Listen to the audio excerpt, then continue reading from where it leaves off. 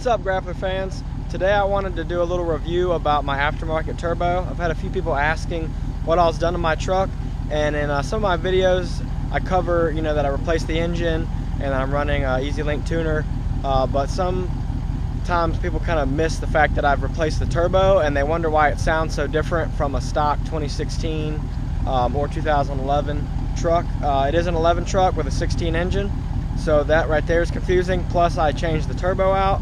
It's a 5-inch exhaust, no muffler, 8-inch tip, so it's not like completely unique, but it does sound different than your standard deleted 6.7 Powerstroke. So getting into it, it's a 64.5mm Borg Warner from Maryland Performance Diesel.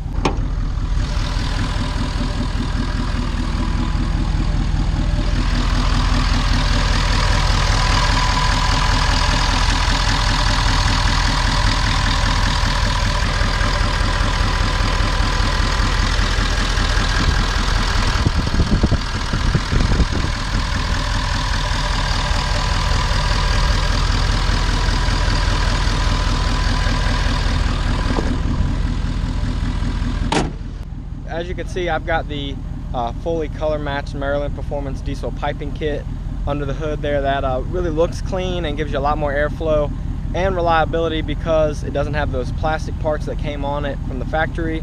I've blown off the intercooler pipe before when I first deleted the truck back when it was in a 2011 motor. Now once I've swapped the engine to this 2016, I wanted the simplest turbo I could put on there, and that's why I went with this non-VGT.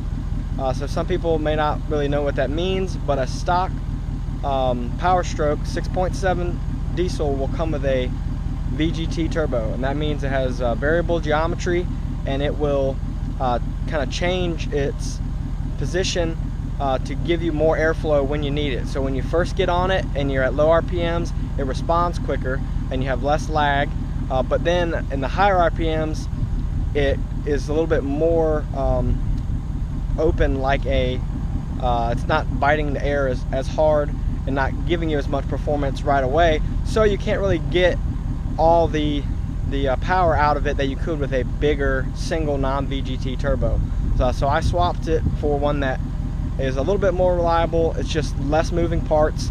It's set at all times. It's always the same geometry. It's not pivoting to take a bigger bite of air or anything. It just stays where it is.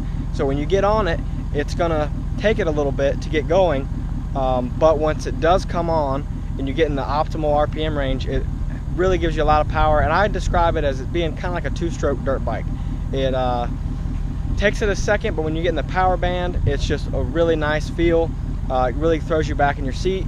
It sounds awesome, and it doesn't quite have the same note as a stock turbo. I know in the 11s it's pretty recognizable. They would kind of squeal when you let off.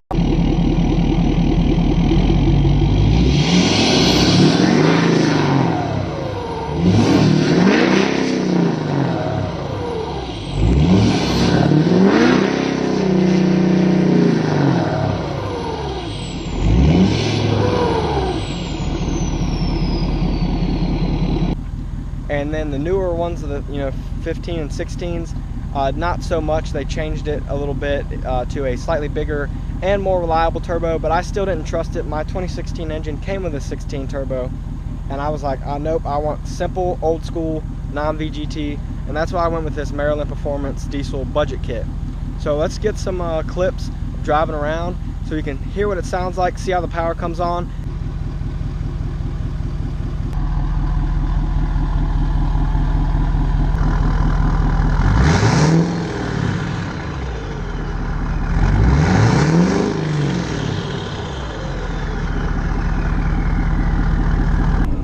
Attempt to give y'all an accurate representation of what it sounds like inside the cab.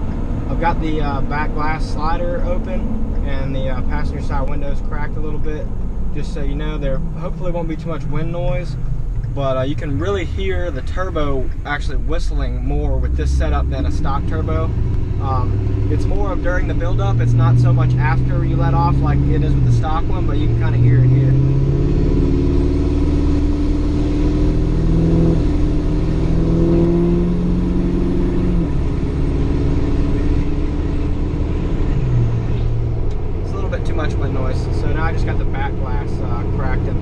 rear slider open.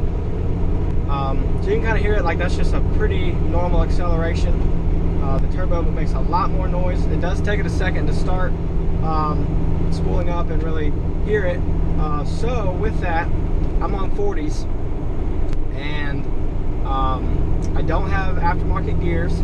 These are 355 gears, front and rear, that came in these F250 axles. So I got some turbo lag on big tires.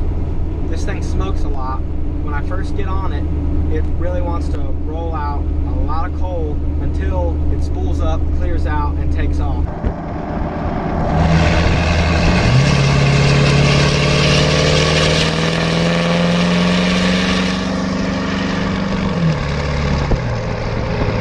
So that's one thing to consider.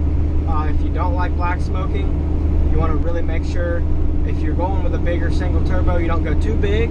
Again, this is only a 64.5 millimeter, not very big. I wanted it to be daily drivable and, you know, not take forever to spool up. But if you get into like the 69 millimeter, the 72, the bigger ones, you know, this is an S, 300 style, because it's a 365.5. But they have the 400 series or whatever, the 472s and stuff. Those are a lot bigger, and they're going to take a lot longer to spool up, and you're going to get a lot of smoke.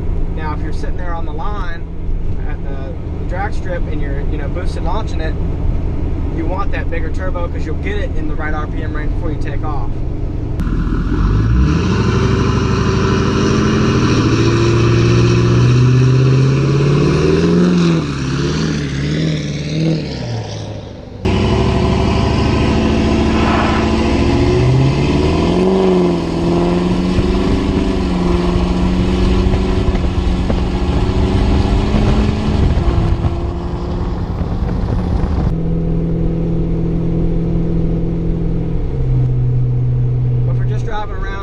Too crazy. I'm going for reliability here. I just wanted it to have the power, but the power not really come at a cost of sacrificing longevity. So with that, really happy with it so far. This turbo hasn't given me any issues. We'll see how everything goes long term, but there's really not much going on with it. It's got you know, a bearing and the little blades in there, and the exhaust blows it around. It's not like super complicated like the newer turbos on these stock vehicles are. It's just old school, simple turbo. You just pick what size you want based on what you want to do. I went with a 64.5. Next time I may go a little bigger on my next truck, just because I'm going for more of the wow factor. But this one I drive it to work every day on 40s, and I wanted it to be just simple, reliable power.